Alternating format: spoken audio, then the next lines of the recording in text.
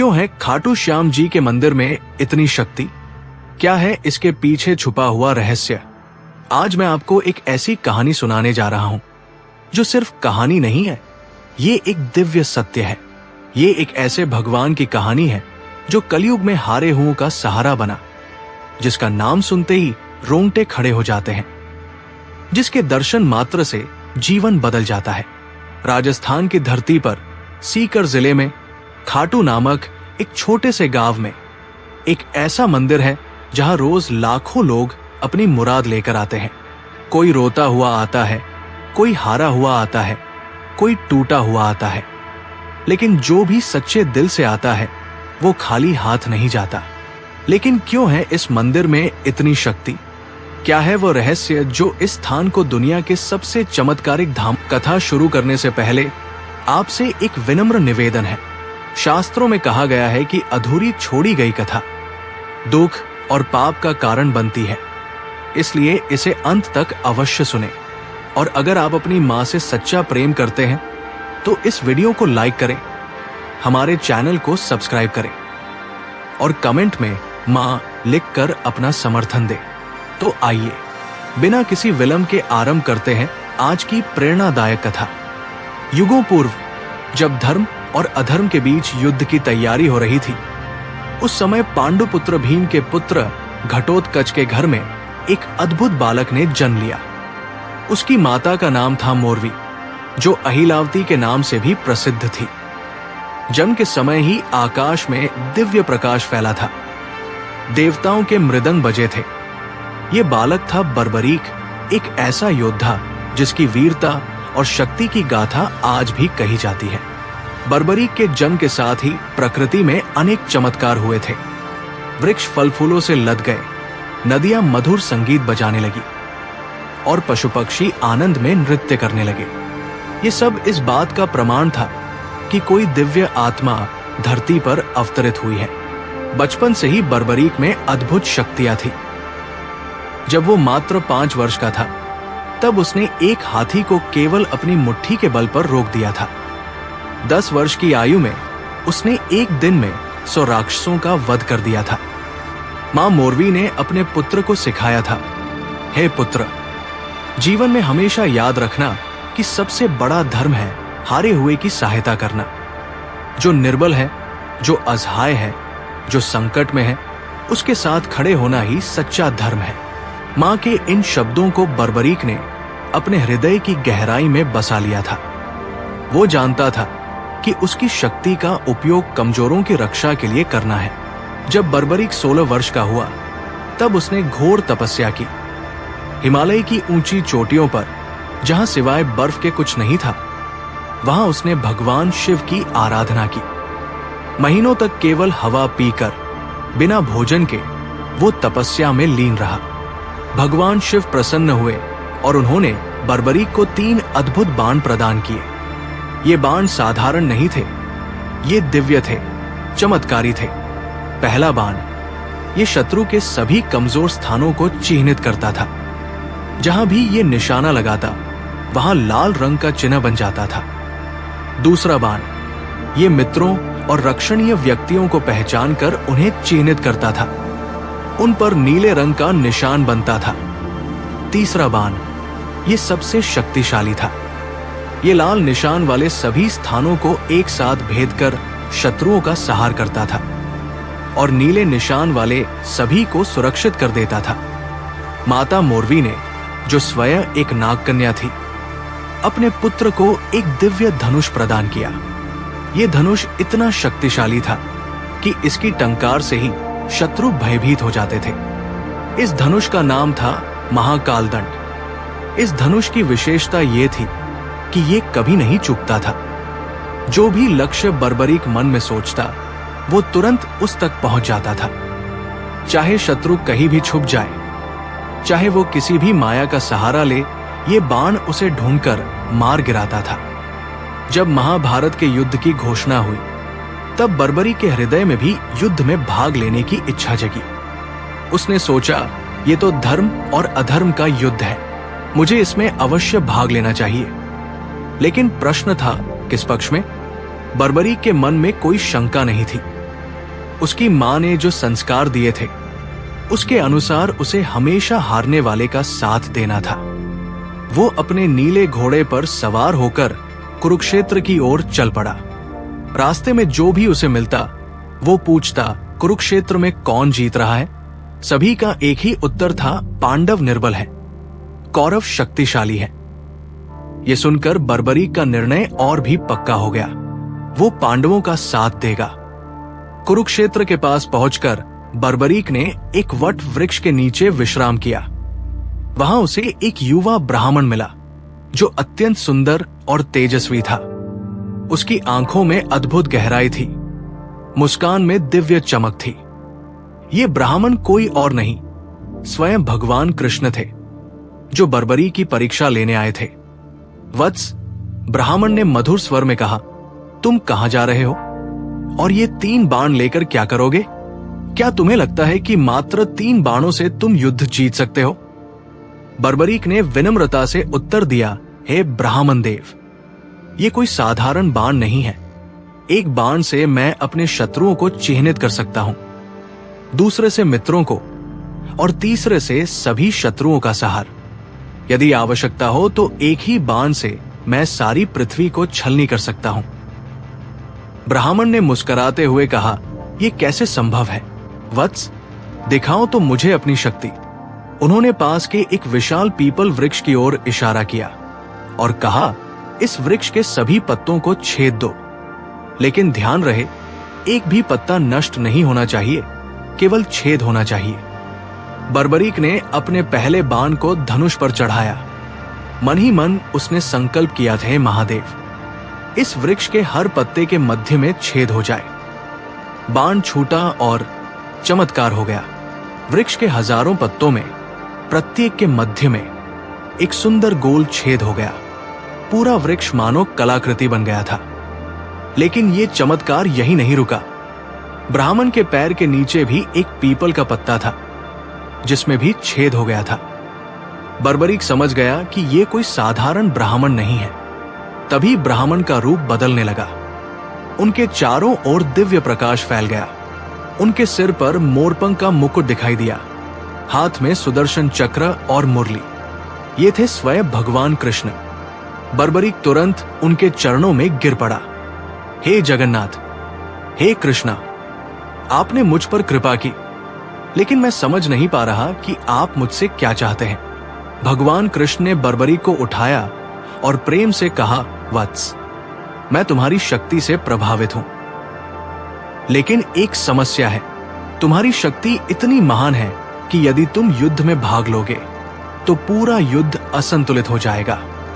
भगवान कृष्ण ने समझाया, तुमने कहा था कि तुम हारने वाले का साथ दोगे, लेकिन सोचो, यदि तुम पांडवों के साथ मिलकर कौरवों को हरा दोगे तो फिर कौरव हारने वाले हो जाएंगे।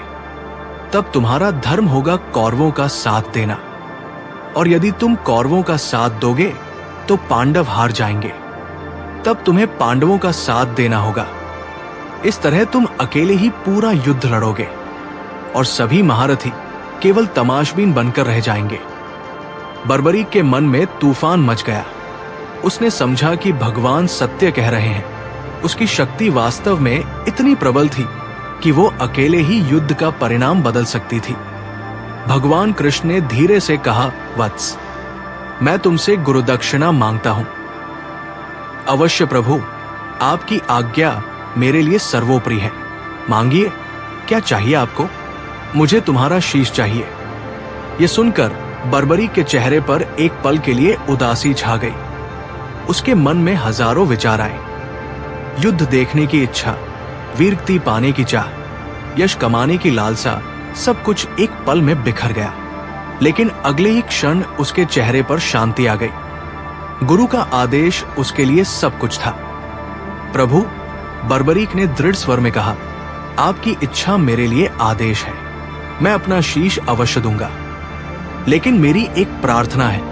कहो वत्स, क्या चाहते हो? मैं युद्ध देखना चाहता हूं।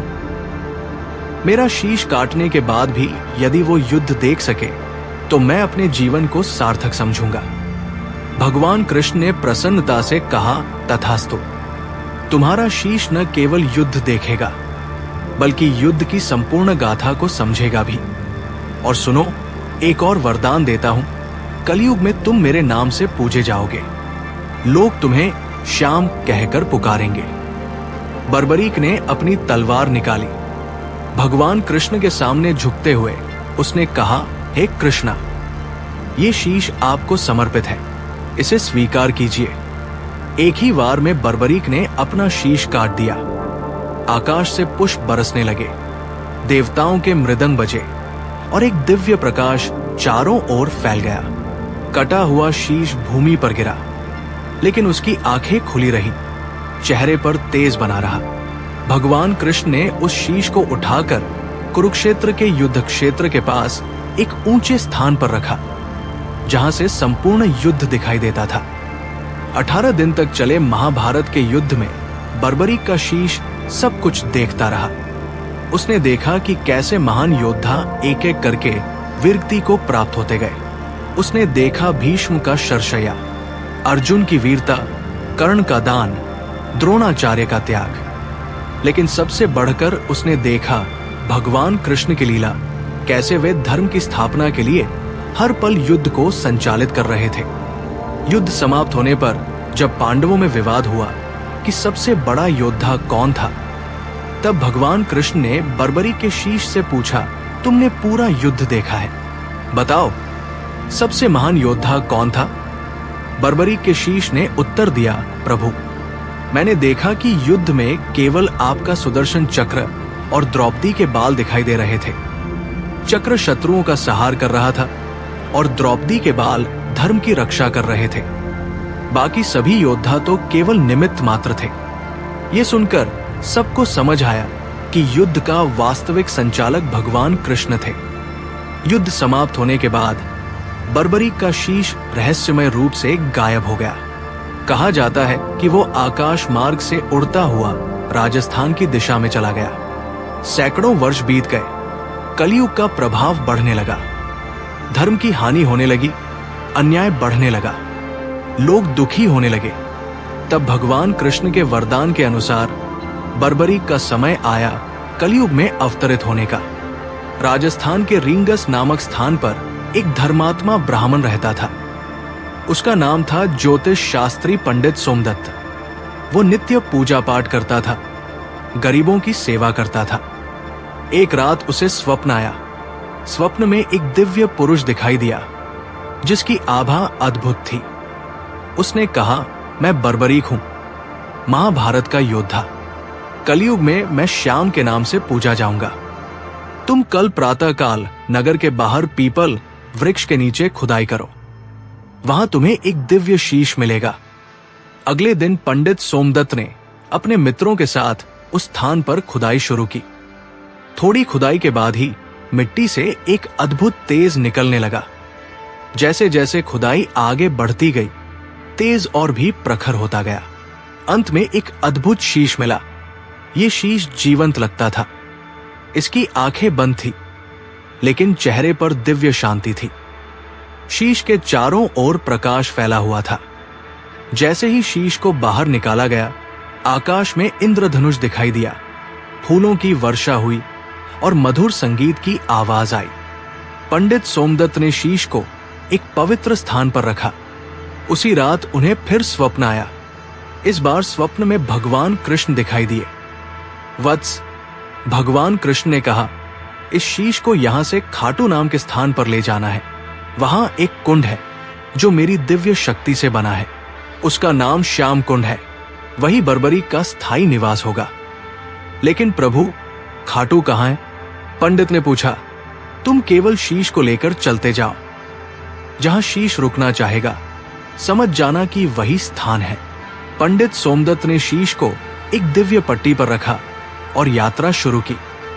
रास्ते में जो भी व्यक्ति शीश के दर्शन करता, उसके सारे कष्ट दूर हो जाते थे। बीमार व्यक्ति ठीक हो जाते, दुखी लोगों को शांति मिलती। कई दिन की यात्रा के बाद जब वे एक सुंदर स्थान पर पहुंचे, तो शीश अचानक भारी हो गया। कितनी भी कोशिश करने पर वो आगे नहीं बढ़ सका। समझ में आ गया कि यही वो स्थान है। वहां एक प्राकृतिक कुंड था। जिसका पानी अत्यंत शुद्ध और निर्मल था। स्थानीय लोग इसे श्याम कुंड कहते थे। उस समय खाटू गांव का राजा था राजा रूप सिंह चौहान। जब उन्हें इस चमत्कारी शीश के बारे में पता चला तो वे तुरंत दर्शन के लिए आए। शीश के दर्शन करते ही राजा के मन में अपार श्रद्धा जग गई। उन्होंने तुरंत वहां एक भव्य मंदिर बनवाने का निर्णय लिया। मंदिर का निर्माण अद्भुत तरीके से हुआ। दिन में जितना काम होता, रात में उससे दोगुना काम अपने आप हो जाता। मजदूर कहते कि रात में दिव्य शक्तियां काम करती दिखाई देती थी। जब मंदिर तैयार हो गया और शीश को वहां स्थापित किया गया तो पहली बार आरती का आयोजन हुआ। राजा रूप सिंह चौहान ने स्वयं आरती उतारी। आरती के दौरान एक अद्भुत चमत्कार हुआ। शीश की आंखें खुल गई और उन आंखों में इतना तेज था कि सभी लोग चकित रह गए। ऐसा लगता था जैसे कोई जीवंत व्यक्ति सामने बैठा हो। उसी दिन से ये परंपरा शुरू हुई कि श्याम बाबा नित्य अपने भक्तों के दर्शन देते हैं। उनकी आंखों में वही दया भाव है जो महाभारत के समय था, वही करुणा है जो हारे हुओं के लिए थी। श्याम कुंड में एक विशेष रहस्य है। इसका पानी कभी कम नहीं होता, कभी ज्यादा नहीं होता। हजारों लोग रोज इसमें स्नान करते हैं, लेकिन पानी का स्तर वही रहता है। वैज्ञानिकों ने इसकी जांच की, लेकिन कोई भूमिगत जल स्रोत नहीं मिला। ये रहस्य आज भी बना हुआ है। कहा जाता है कि ये कुंड सीधे क्षीर सागर से जुड़ा है, जहां भगवान विष्णु विराजते हैं। इसीलिए इसका पानी कभी समाप्त नहीं होता। श्याम बाबा की मूर्ति के ठीक नीचे एक गुप्त कक्ष है। कहा जाता है कि वहां बर्बरीक के 3 दिव्य बाण रखे हुए हैं। ये कक्ष तब तक नहीं खुलेगा जब तक कलयुग में धर्म का सर्वनाश नहीं हो जाता। जब कलयुग के अंत में पाप अपने चरम पर पहुंचेगा, तब ये कक्ष खुलेगा और श्याम बाबा अपने दिव्य बाणों के साथ धर्म की स्थापना करेंगे। भविष्य पुराण में लिखा है कि कलयुग के अंत में एक नील घोड़े पर सवार होकर एक योद्धा आएगा जो धर्म की स्थापना करेगा। श्याम बाबा के भक्त मानते हैं कि ये योद्धा श्याम बाबा ही होंगे। मंदिर के पुराने शिलालेखों में एक नील घोड़े का चित्र है जिस पर एक योद्धा सवार है। ये चित्र रहस्यमय है और इसका अर्थ आज तक कोई नहीं समझ सका। श्याम बाबा के 11 नाम हैं और ये संख्या भी रहस्यमय है। इन 11 नामों में छुपी हुई है कलयुग की संपूर्ण गाथा। प्रत्येक नाम एक युग की समस्या का समाधान है। जब कोई भक्त पूरी श्रद्धा के साथ इन 11 नामों का जाप करता है तो उसकी सभी समस्याएं हल हो जाती हैं। लेकिन ये तभी संभव है जब भक्त का हृदय पूर्णतः शुद्ध हो। श्याम बाबा से जुड़ी कुछ संख्याएं विशेष है। मंदिर में 108 सीढ़ियां हैं। श्याम कुंड का व्यास 51 फीट है। मुख्य गुंबद की ऊंचाई 108 फीट है। ये संख्याएं केवल संयोग नहीं है। हिंदू धर्म में इन संख्याओं का विशेष महत्व है। 108 ब्रह्मांड की संपूर्णता का प्रतीक है और 51 शक्तिपीठों की संख्या है। ज्योतिषियों के अनुसार श्याम बाबा का मंदिर एक विशेष ज्योतिषीय स्थान पर बना है। यहाँ 5 ग्रहों की शक्तियां केंद्रित होती हैं। फाल्गुन मास की एकादशी के दिन यहाँ विशेष ऊर्जा होती है। इस दिन श्याम बाबा की शक्ति चरम पर होती है। श्याम बाबा से जुड़े रंग नीला, पीला और लाल, ये सभी के विशेष अर्थ है। नीला रंग विष्णु का है, पीला ज्ञान का और लाल शक्ति का। भक्त जब इन रंगों के कपड़े पहनकर आते हैं तो उनका श्याम बाबा के साथ विशेष तालमेल बनता है। शास्त्रों के अनुसार जब कलयुग अपने अंतिम चरण में पहुंचेगा तब धर्म लगभग समाप्त हो जाएगा। उस समय श्याम बाबा पूर्ण रूप से प्रकट होंगे। वे अपने 3 दिव्य बाणों के साथ आएंगे और अधर्म का नाश करेंगे। ये होगी कलयुग की अंतिम लड़ाई। भविष्य पुराण में लिखा है कि एक नील घोड़ा आकाश से उतरेगा। उस पर श्याम बाबा सवार होंगे। उनके हाथ में अपना दिव्य धनुष होगा। वे एक ही बाण से सारे संसार के पापियों का नाश करेंगे और धर्म की स्थापना करेंगे। श्याम बाबा के इस अवतरण के बाद सत्ययुग शुरू होगा। फिर से धर्म, सत्य और न्याय का राज्य होगा। लोग प्रेम से रहेंगे, कोई दुख नहीं होगा। यही है श्याम बाबा का अंतिम मिशन, संसार में शांति और खुशी की स्थापना। इस कहानी का अंत प्रेम की जीत के साथ होता है। श्याम बाबा प्रेम के अवतार हैं। उनका प्रेम जाति, धर्म, भाषा की सीमाओं को पार करता है। वे मुस्लिम, सिख, ईसाई सभी के हैं, क्योंकि दुख का कोई धर्म नहीं होता और जो दुख हरता है वो सबका होता है। हारे का सहारा, श्याम हमारा। यही है खाटू श्याम की दिव्य शक्ति। यही है उनका छुपा हुआ रहस्य, अनंत प्रेम, अनंत करुणा, अनंत कृपा। प्रिय साथियों, इस कथा के बारे में आपके विचारों का हमें बेसब्री से इंतजार रहेगा। अगर ये कथा आपके लिए प्रेरणादायक साबित हुई हो तो कृपया इसे लाइक करें और इसे अपने प्रियजनों के साथ साझा करें। साथ ही कमेंट बॉक्स में जय श्री कृष्णा लिखकर अपनी भक्ति व्यक्त करें। इस वीडियो को पूरा देखने के लिए आपका दिल से आभार।